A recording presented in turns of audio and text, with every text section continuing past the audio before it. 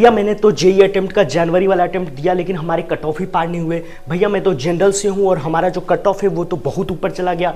भैया मैं SC ST से भी हूँ, लेकिन मेरा भी कट ऑफ पार नहीं हुआ। तो अप्रैल वाला अटेम्प्ट दूँ, एडवांस वाला दूँ, बोर्ड्स वाला दूँ, क्या करूँ? मतलब कुछ भी समझ में नहीं आया। या फिर मैं 12th में हूँ भैया, एक साल ड्रॉप ही ले लूँ।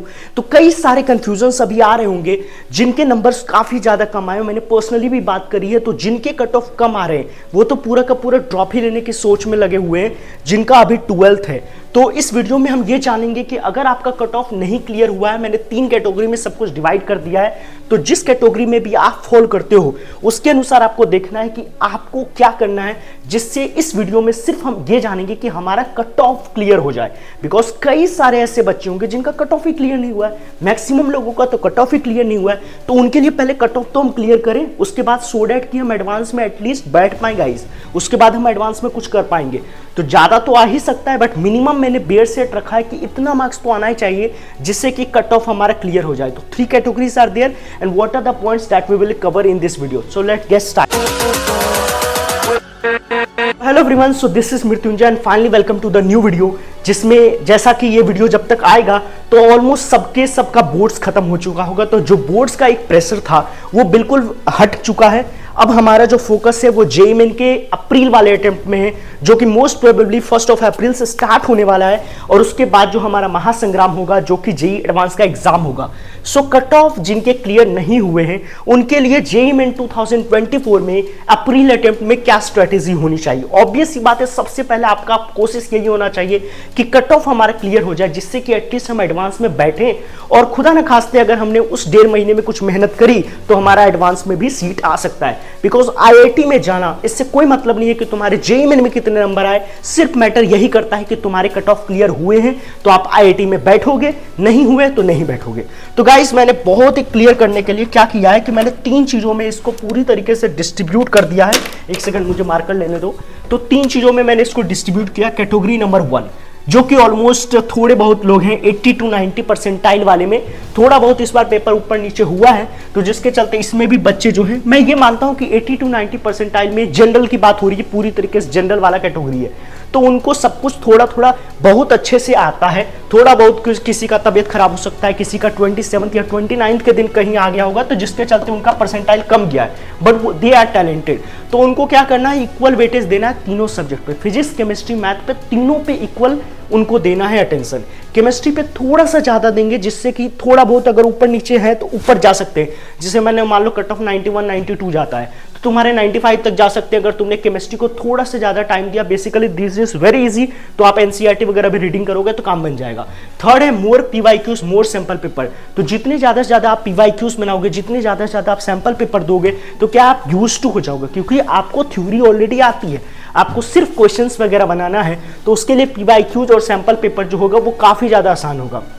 नंबर 4 पे है स्टार मार्क्ड क्वेश्चंस, जिसको सीट और DPP बोलते हैं। तो सीट एंड DPP से जितने भी स्टार मार्क्ड क्वेश्चंस हैं, अगर उनको आप सॉल्व कर लेते हो तो आपके लिए ये भी काफी ज्यादा आसान होगा। बिकॉज अब आप सारे क्वेश्चंस तो बना नहीं सकते, तो जो स्टार मार्क्ड क्वेश्चंस हैं, इट मींस वही में आप फंसे थे लास्ट टाइम, तो वो अगर सारे सीट DPP के खत्म कर लोगे तो आपके लिए कहीं ना कहीं ये भी फायदा होगा। एंड नंबर 5 इसकी फॉर्मूला सीट होनी ही चाहिए। जितने भी टॉपर्स होते हैं उनको सारा फॉर्मूला एकदम माइंड में याद होता है, तो अगर आपने एक फॉर्मूला सीट बना रखी है तो आपको जैसे ही क्वेश्चन में जाओगे आपको तुरंत रिकॉल हो जाएगा। This was category number 1। Category number 2 वो बच्चे होंगे जिनका 70 to 80 परसेंटाइल में है, और उनको भी है कि भैया मेरा कट ऑफ क्लियर हो, सो डैट कि मैं एडवांस में बैठूं। तो भाई सबसे इंपॉर्टेंट है नोट्स पढ़ो, बिकॉज तुम्हारी अभी नोट्स में थोड़ी सी फ्रेमिंग अच्छी नहीं हुई है, जिसके चलते क्वेश्चंस गलत हो रहे हैं। नंबर 2 है सॉल्व एग्जांपल ऑफ नोट्स। आप नोट्स के सारे सॉल्व एग्जांपल को दोबारा से बनाओ, जिससे कि आपको जो कंसेप्ट की क्लैरिटी है थोड़ी कम है तो वो ज्यादा से ज्यादा आ जाएगा। उसके बाद एक्सरसाइज 1 करो। Exercise 3 most of the coaching में PYQs होते हैं। एक्सरसाइज 1 काफी आसान होता है, वहां पे एक्सरसाइज 2 के भी स्टार मार्क क्वेश्चंस करने, यहाँ पे एक्सरसाइज 1 एंड 3 करना है। PYQs जैसा कि मैंने बोला, कई लोगों का एक्सरसाइज 3 ही PYQs होगा, तो PYQs जरूर करें। रिवीजन ऑफ नोट्स, नोट्स को बार बार रिवाइज करें, जिससे कि कॉन्सेप्ट में क्लैरिटी मिले। कैटेगरी नंबर 3 जिनका 60 परसेंटाइल से नीचे है और जो बहुत ही भयंकर वाला बवंडर में फंसे हुए हैं, तो उनके लिए क्या है कि नोट्स को बार बार पढ़ें, जिससे कि क्या हो कि उनको थ्योरी का कॉन्सेप्ट क्लियर हो। वन शॉट वीडियोस देख सकते हो, क्योंकि आपको कॉन्सेप्ट नहीं आता है तो आप वीडियो फॉर्मेट में अगर देखोगे तो मे बी आपको जल्दी समझ में आएगा। तो one shot videos you can see. Exercise 1 लगाना जरूरी है, PYQs का करना जरूरी है। नंबर 4 पे कि एनसीईआरटी की रीडिंग लगाएं, खास करके केमिस्ट्री में एनसीईआरटी की रीडिंग लगाएंगे तो आपके क्वेश्चंस ज्यादा से ज्यादा सही होंगे, इनऑर्गेनिक वगैरह आपकी स्ट्रांग हो जाएगी। नंबर 5 है कि केमिस्ट्री पे ज्यादा से ज्यादा टाइम दें, सिंस कि अगर मान लो फिजिक्स मैथ आपकी कमजोर है तभी आप लेस देन 60 परसेंटाइल में गए हो तो काफी आसान आ रहा है केमिस्ट्री, तो केमिस्ट्री पे अगर अलग से टाइम दे दिया तो आपका कट ऑफ पार होने की संभावना ज्यादा होगी। नंबर 6 सैंपल पेपर, इसलिए मैंने बोला क्योंकि अगर सैंपल पेपर आप टाइमली दोगे तो कहीं ना कहीं ये होगा कि आपको चीजें टाइमली के साथ, जैसे 3 घंटे में आपका पेपर खत्म तो एटलीस्ट होने ही लगेगा, नहीं तो आपके 3 घंटे में कभी पेपर खत्म नहीं होता होगा। आई एम बेट श्योर अगर आपके 60 परसेंटाइल से नीचे है। कुछ मेजर पॉइंट्स है जो आपको याद रखना ही है कि it's not the end, already अभी पूरा का पूरा जेईई एडवांस बचा हुआ है, अगर 12th में हो तो आपके पास एक चांस भी है, तो इट्स नॉट द एंड, है ना, सब कुछ अभी खत्म नहीं हुआ है। Number 2 is weak points. आपने जनवरी वाला अटेम्प्ट दिया, आपको पता चल चुका है कि फिजिक्स केमिस्ट्री मैथ में मेरा सबसे कमजोर कौन है, फिजिक्स में भी कौन से टॉपिक सबसे कमजोर है मेरे, कौन से सबसे स्ट्रांग है। तो सबसे पहले अपने वीक पॉइंट्स को आइडेंटिफाई करना है और उसको स्ट्रांग बनाना है, जो स्ट्रांग है उसको वेरी स्ट्रांग बनाना है। तो ये जनवरी अटेम्प्ट ने हमें सिखा दिया होगा। Number 3 is timing. Timing is 2.5 घंटे में आपको पेपर खत्म करना, और इससे एक चीज और समझ में आता है कि अगर पेपर आसान आता है तो हमें ज्यादा से ज्यादा स्कोर करने की जरूरत है। Like I was telling about 27 and 29, तो ये भी पेपर्स के थ्रू पता चल रहा है। अल्टरनेटिव ऑप्शन देख सकते हो क्योंकि कई सारे फॉर्म्स के डेट खत्म हो जाएंगे तो फिर आपको प्रॉब्लम्स आएगी।